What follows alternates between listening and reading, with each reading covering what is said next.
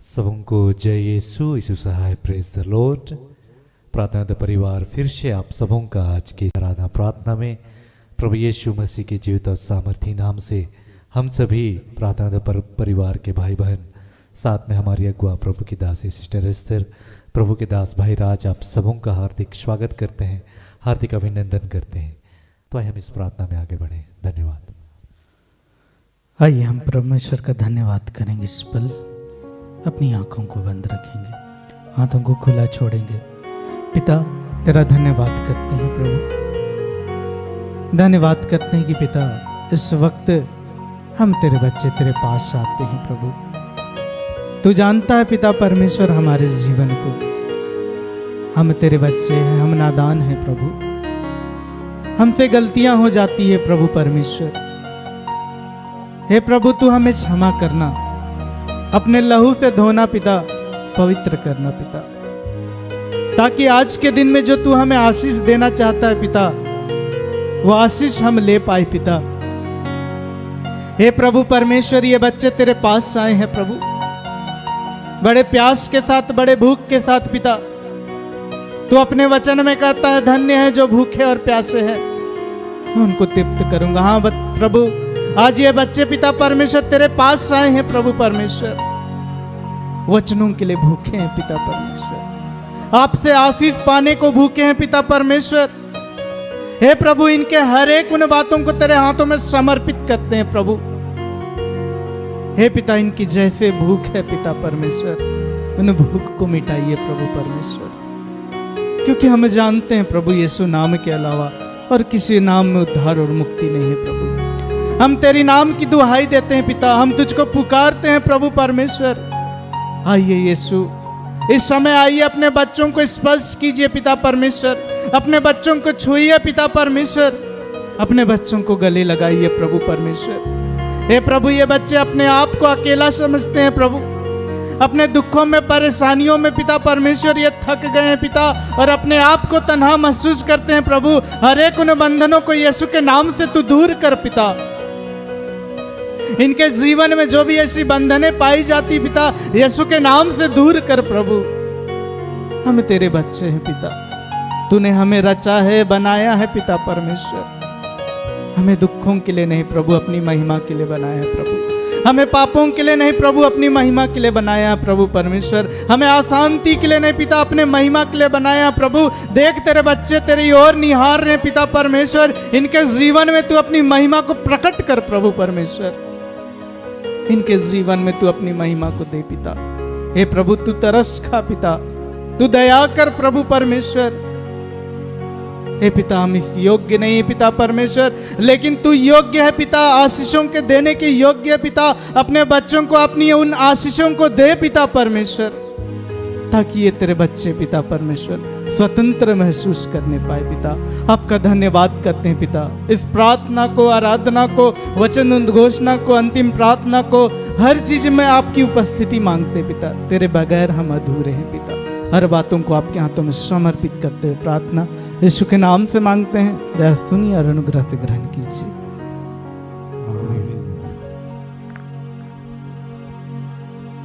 आइए हम पिता ईश्वर की महिमा के लिए गीत गाएंगे।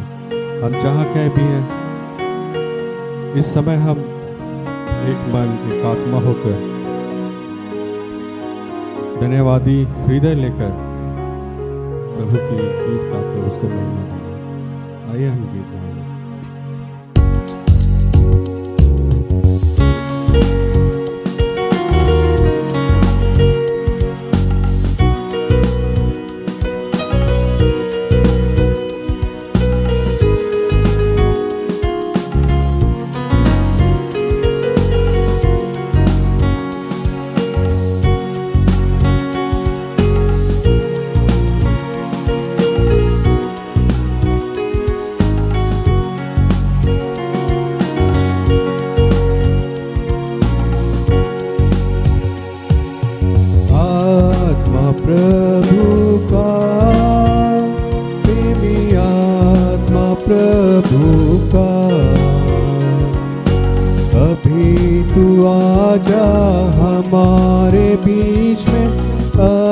अपनी आशीष सुने।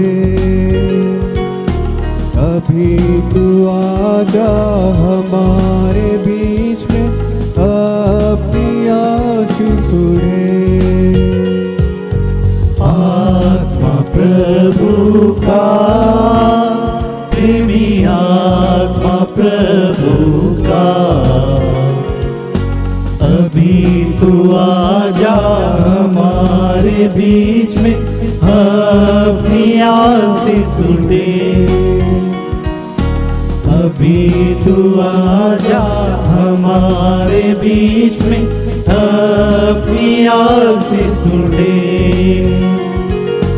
आत्मा प्रभु का, प्रेमी आत्मा प्रभु का, अभी तू आजा हमारे बीच में, अपनी आशीष सुने। अभी तू आजा हमारे बीच में, अपनी आशीष सुने। आत्मा प्रभु का, प्रेमी आत्मा प्रभु का,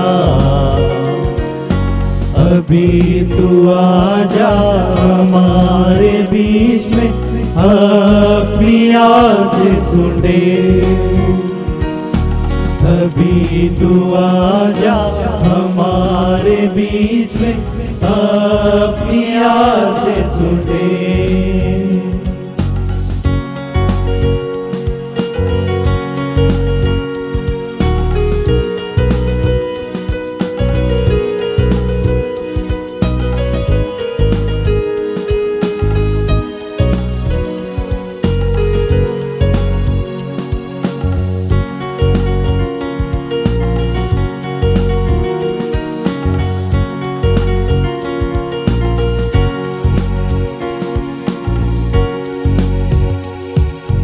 जीवन दिया तूने, जीवन दिलाऊं मैं भी। जीवन दिया तूने, जीवन दिलाऊं मैं भी।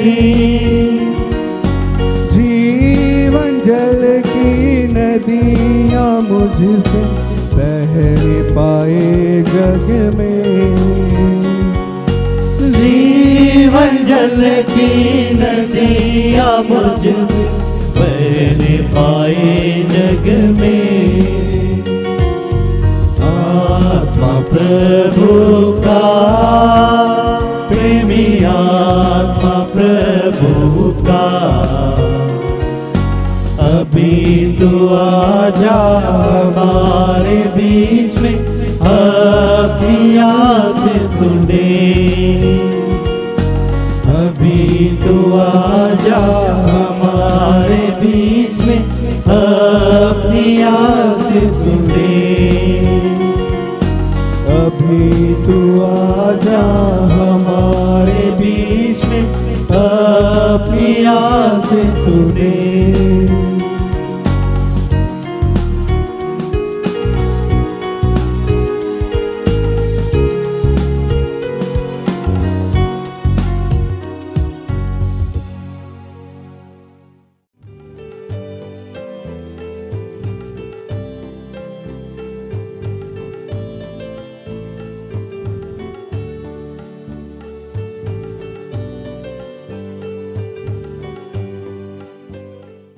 आज का जो वचन हम सबों को दिया गया है, यशाया नबी की पुस्तक, नबी शायस का ग्रंथ 41 पद संख्या 15।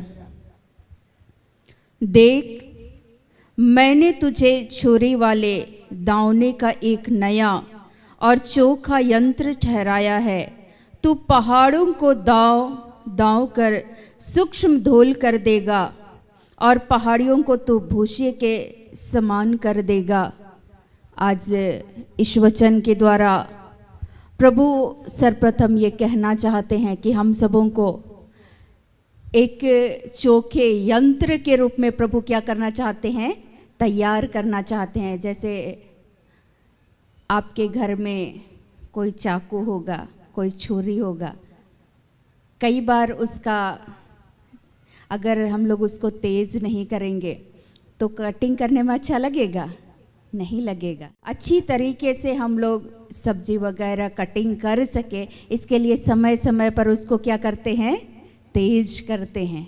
तो वैसे ही प्रभु भी हमारे और आपके जीवन को एक चोखे यंत्र के रूप में तैयार करना चाहते हैं। तो आपके जीवन में भी कई बार मुसीबतें आती है, लेकिन आप जब एक चोखे यंत्र के रूप में प्रभु जब आपको मजबूत करते हैं तो आप प्रार्थना करेंगे और दुष्ट आत्माएं निकल कर क्या हो जाएंगी?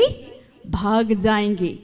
आप पहाड़ों को हिला सकते हैं प्रार्थना के द्वारा। एक चोखे यंत्र के रूप में प्रभु आपको खड़ा करना चाहते हैं, इस्तेमाल करना चाहते हैं, लेकिन उस यंत्र को तैयार करने के पहले उसको आग में डाला जाता है, उस पर हथौड़ा चलाया जाता है। उस समय तो दुख तो लगेगा ना। आपके जीवन में विपरीत परिस्थितियां आती है, दुख और तकलीफें आती है, और ईश्वर आपको स्ट्रोंग मजबूत बनाना चाहता है, उस आग की भट्ठी में डालना चाहता है, एक यंत्र के रूप में प्रभु इस्तेमाल करना चाहता है।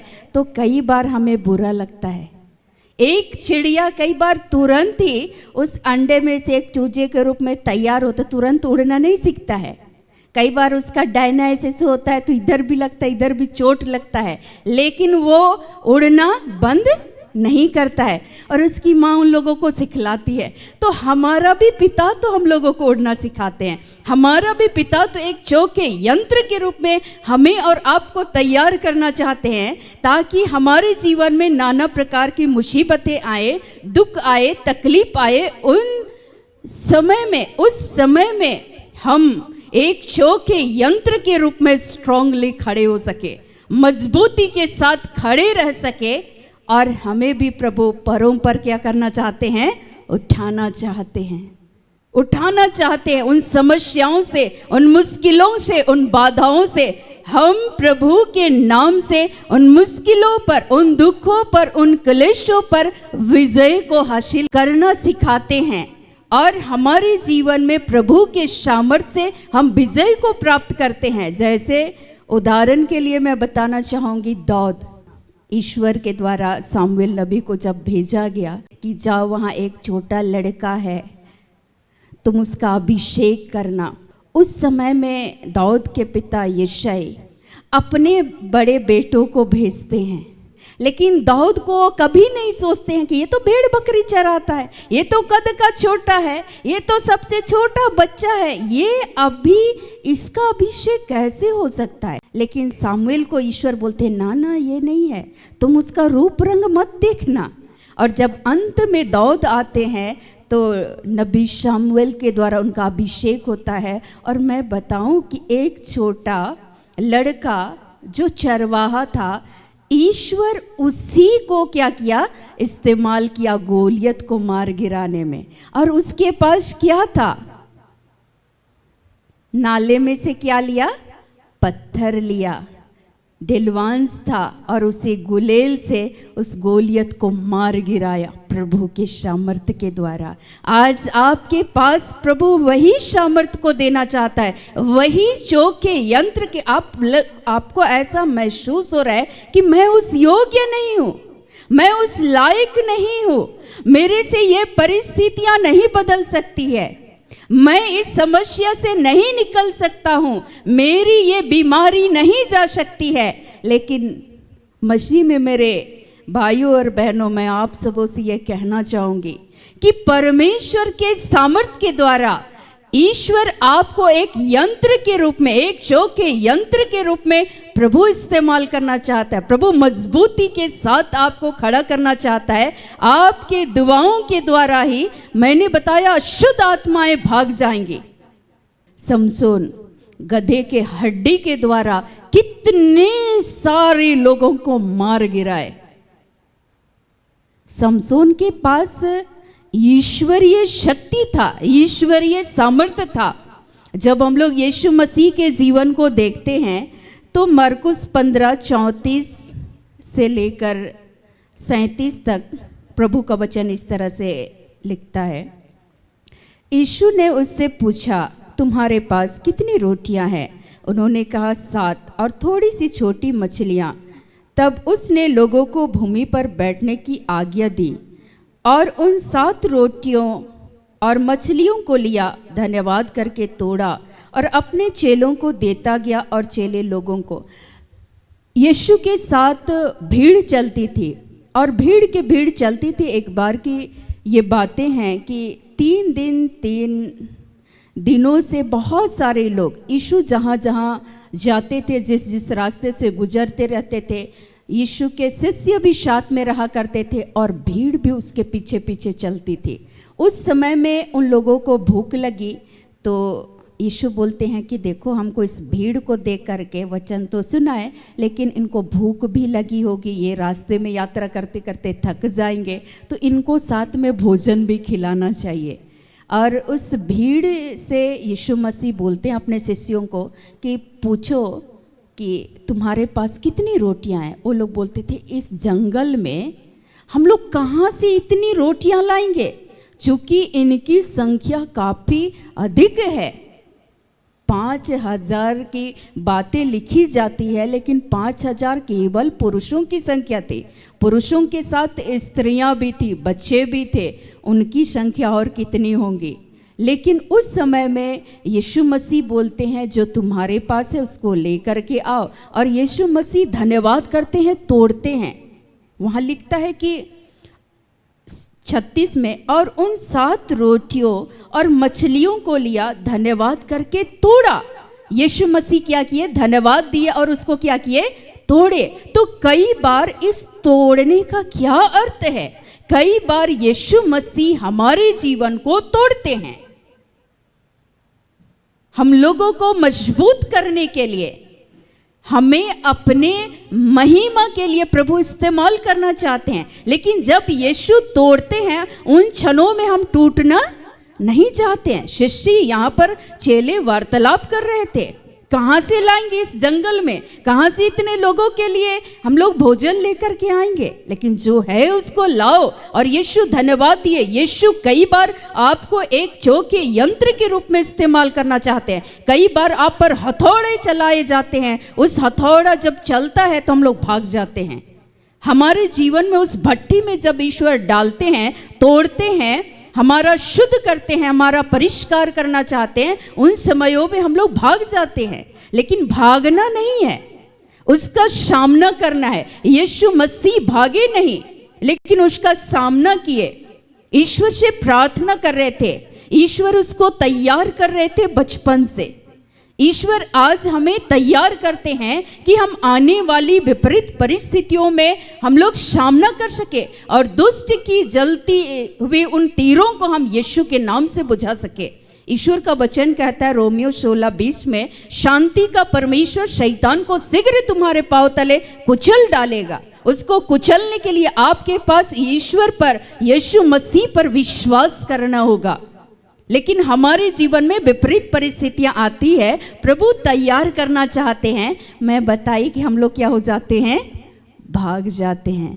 प्रारंभिक दिनों में जब अभिषेक मिला, उस समय में ईश्वर दुष्ट आत्माओं को दिखाते थे कि वो दुष्ट आत्माएं कैसे लोगों के जीवन में कार्य करती है, कैसे लोगों को हानि पहुंचाना चाहती है, कैसे उनको डिप्रेशन में ले जाती है, कैसे उनका इस्तेमाल करती है और कैसे उसको उस परिवार रूपी उस गुच्छा से, उस झुंड से उसको अलग करती है। ये सारा दृश्य मुझे दिखाता था। एक तरफ से ईश्वरीय सामर्थ्य को मैं देखती थी और दूसरे तरफ से शैतान कैसे उनके जीवन पर निगाहें लगा करके रखता है और कैसे उसको छीन करके उस परिवार से अलग करना चाहता है। कैसे वो लोग मेल मिलाप के साथ रह रहे हैं, उस झुंड से वो तोड़ने के लिए निरंतर उस पर अपनी निगाहें लगा करके रखता है। कई बार उसका जुबान खुला हुआ मैं ऐसा देखती थी, मैं डर से कांपती थी।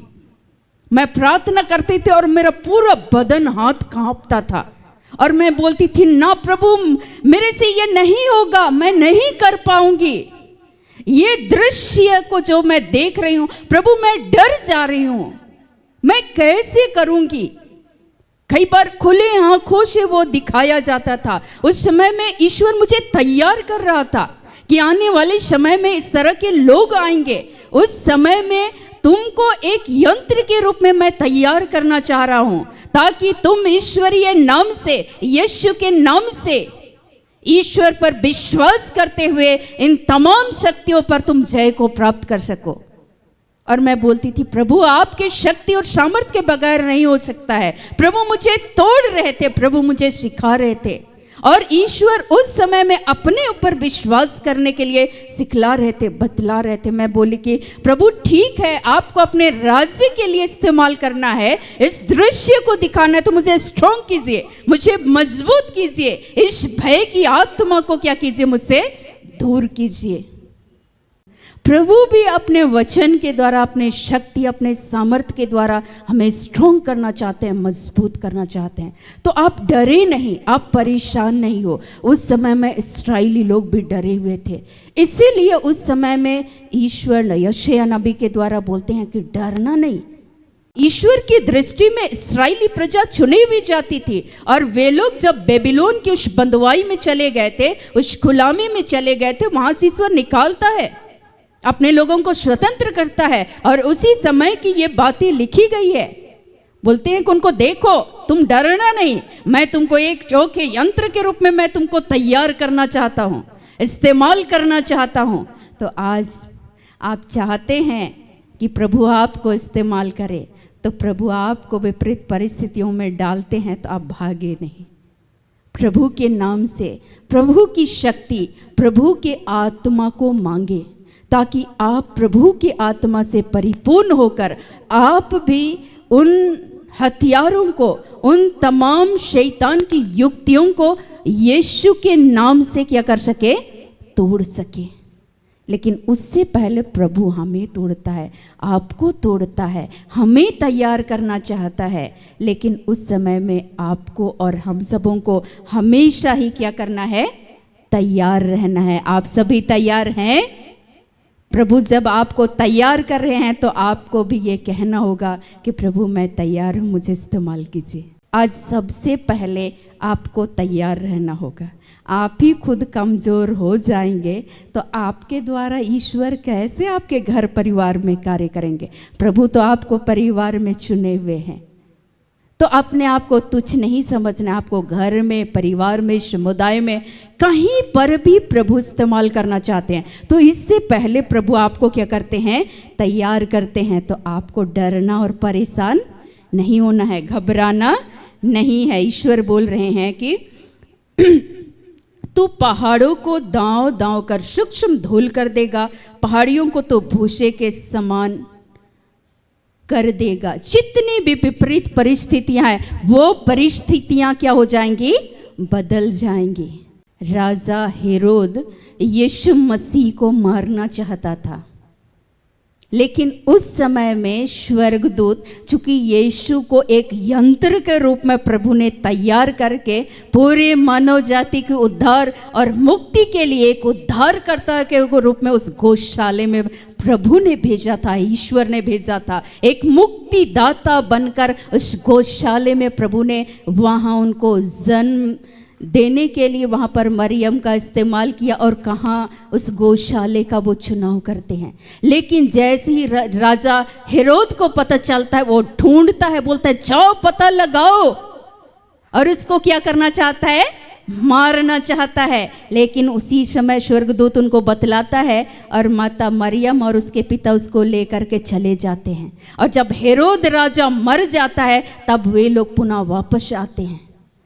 तो लोग बोलेंगे यीशु और उसकी माता पिता डरपोक थे, इसीलिए इसको लेके भाग गए।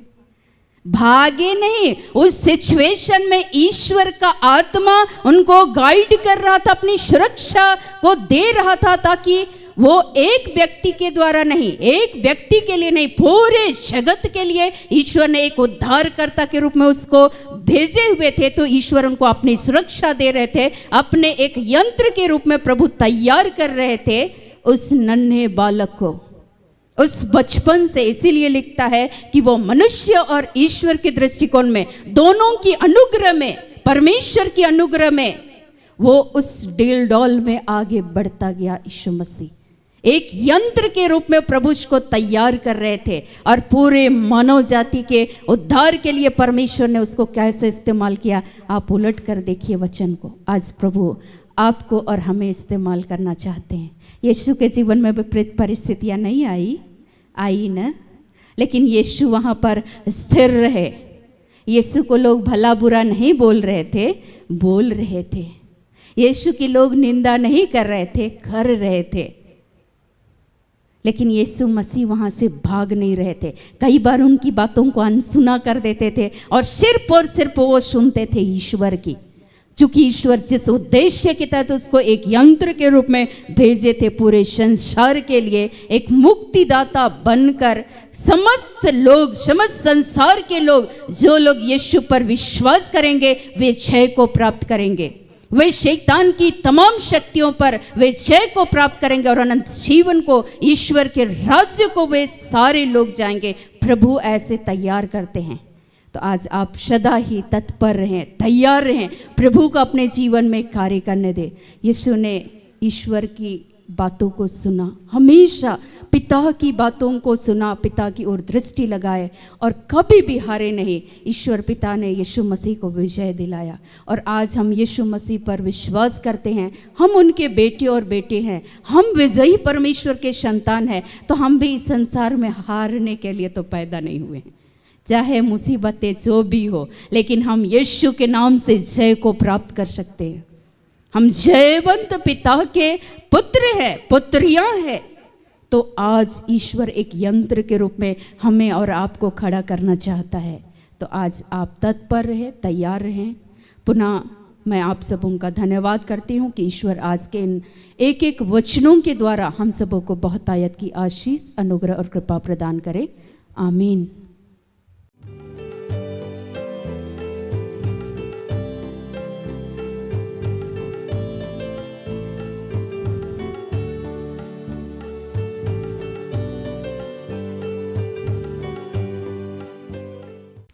आइए इस वक्त में जितने भी लोग YouTube के द्वारा इस वक्त में प्रभु के साथ जुड़े हुए हैं या इस स्थान पे उपस्थित हैं, हम सभी अपनी आँखों को बंद करेंगे और हम परमेश्वर की स्तुति करते हुए एक गीत को गाएंगे।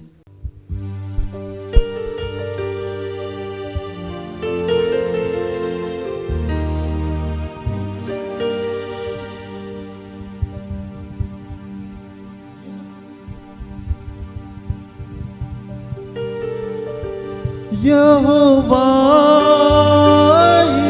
रे सब कुछ संभालेगा। यहोवा रे सब कुछ संभालेगा। यीशु तेरा नाम मेरा शरण स्थान, तेरी मैं स्तुति करूंगा।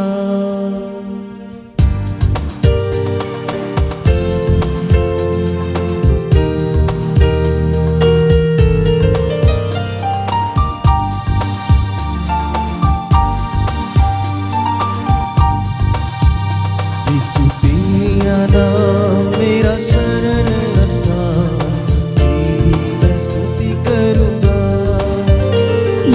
तेरा नाम मेरा शरण स्थान, तेरी मैं स्तुति करूंगा।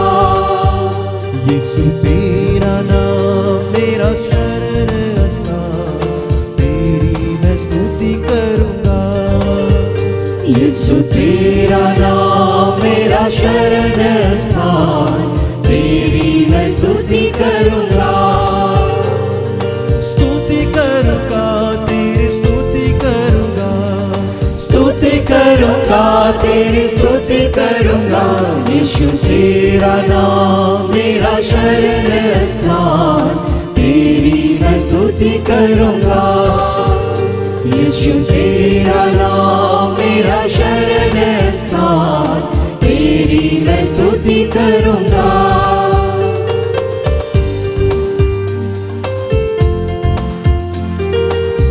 हे प्रेमी पिता, इस घड़ी यीशु मसीह के नाम से तुझसे प्रार्थना करते हैं। पिता, पुत्र, पवित्र आत्मा के नाम पर इस घड़ी आपके बेटे बेटियों के साथ प्रार्थना योद्धा परिवार होकर, आत्मा में एक होकर पिता हम आपको आमंत्रित करते हैं। आइए पवित्र आत्मा इस घड़ी अपने उपस्थिति से भर दीजिए। पिता, आज हम तुझसे प्रार्थना करते हैं, जब जब हमारे परिवार में विपरीत परिस्थितियां आती है पिता, हम टूटने लगते हैं, हमारे जीवन में कई बार असफलताएं आती है, कई बार हम निराश और हताश हो जाते हैं पिता, कई बार हम तुझसे दूर चले जाते हैं। पर प्रभु, उन समयों में पिता परमेश्वर, उस परिस्थिति में प्यारे प्रभु, आपका पवित्र प्रेम हमें आपके करीब बुलाता है पिता, और हम तुझसे दूर भागे चले जाते हैं पिता। तो हमारे लिए बाहें पछाड़ कर हमारा इंतजार करते हैं पिता। इस घड़ी हम तुझसे प्रार्थना करते हैं पर प्रभु, उस विपरीत परिस्थितियों में पिता, जैसे आपने कहा है, मैं तुझे एक चौके यंत्र के रूप में तैयार करना चाहता हूँ, इस्तेमाल करना चाहता हूँ। हे पिता परमेश्वर, आज प्यारे प्रभु, पवित्र आत्मा के सामर्थ्य के द्वारा अपने अभिषेक से अपने बेटे बेटियों को भरिए, और पिता परमेश्वर इस निराशापूर्ण बातों को, इस हीनतापूर्ण बातों को, हर एक रोग और बीमारी को लाने वाली हर एक दुष्ट आत्माओं से जितने भी लोग पीड़ित हैं पिता परमेश्वर, आज यीशु के नाम से जय को प्राप्त करते हैं पिता। एक जयवंत पिता के पुत्र और पुत्रियां हैं प्यारे प्रभु, आज आपने एक शो के यंत्र के रूप में प्यारे प्रभु आप तैयार किए हैं पिता, कि आज हम शैतान की तीरों को यीशु के नाम से बुझाते हैं पिता। और पिता, आज हम आपका धन्यवाद करते हैं, अपने बेटे बेटियों के जीवन में कार्य करने के लिए तुझे धन्यवाद करते हैं पिता, धन्यवाद करते हैं। तो अपने बच्चों को सींचना, फलवंत करना पिता, जैसे आपने कहा है, मैं तुझे छन छन सींचता रहूंगा और तेरी रक्षा करूंगा। हाँ पिता परमेश्वर, इस वचन के साथ अपने बेटे बेटियों को आशीषित करने के लिए धन्यवाद करते हैं। पूरे विश्व के लिए हम शांति सुरक्षा की कामना करते हैं। जितने हमारे कलिसिया के अधिकारी गण हैं पिता परमेश्वर, जो भी स्वतंत्र रीति से कार्य करने वाले, सुसमाचार की घोषणा करने वाले लोग हैं, विभिन्न तरीके से सेवकाई करते हैं पिता, पवित्र आत्मा की भरपूरी से भरना, अपने आत्मा के अभिषेक से भरना पिता, और विभिन्न क्षेत्रों में विभिन्न कार्य के लिए तूने अपने सेवक सेविकाओं को चुना है। तेरे आत्मा की भरपूरी के साथ वे अधिकारी से ईमानदारी पूर्वक अपने कार्यों को कर सके पिता, ऐसी शक्ति और सामर्थ से भरने के लिए तुझे धन्यवाद करते हैं, धन्यवाद करते हैं पिता परमेश्वर। इस घड़ी आपने अपने बेटे और बेटियों को पवित्र आत्मा के एक एक फलों और दानों से आपने भरा है पिता। आज हम धन्यवाद करते हैं। ये शरीर पिता परमेश्वर आपका है पर प्रभु, इस मंदिर में आप वास कीजिए पिता, और अपने बेटे बेटियों को अपने महिमा के लिए इस्तेमाल कीजिए, एक शो के यंत्र के रूप में इस्तेमाल कीजिए, मजबूत बनाइए पिता। आज हम धन्यवाद करते हैं, जैसे यीशु मसीह के शरीर को तोड़ा गया, उनके चमड़े को उधेड़ा गया, और पिता तूने शैतान की शक्तियों पर अपने पुत्र यीशु को आपने विजय दिलाया, और आपने पिता के दाहिने हाथ में प्यारे प्रभु पिता आपने उन्हें बिठाया पिता। हम सबों के जीवन में तेरे इस महान कार्य को प्यारे प्रभु होने दे पिता, कि हम भी यीशु नाम में विजयी को हासिल कर सके, विजयी परमेश्वर के बेटे और बेटियां कहलाए पिता, और हम भी मिलकर प्यारे प्रभु शैतान की हर एक युक्तियों को प्यारे पिता यीशु नाम में नाकाम कर सके, ऐसी शक्ति और सामर्थ्य से भरने के लिए पुनः हम धन्यवाद करते हुए पिता, इस घड़ी सारी महिमा आपको देते हुए इस प्रार्थना को प्रभु यीशु मसीह के नाम से मांगते हैं, जैसे सुनिए और ग्रहण कीजिए। आमीन।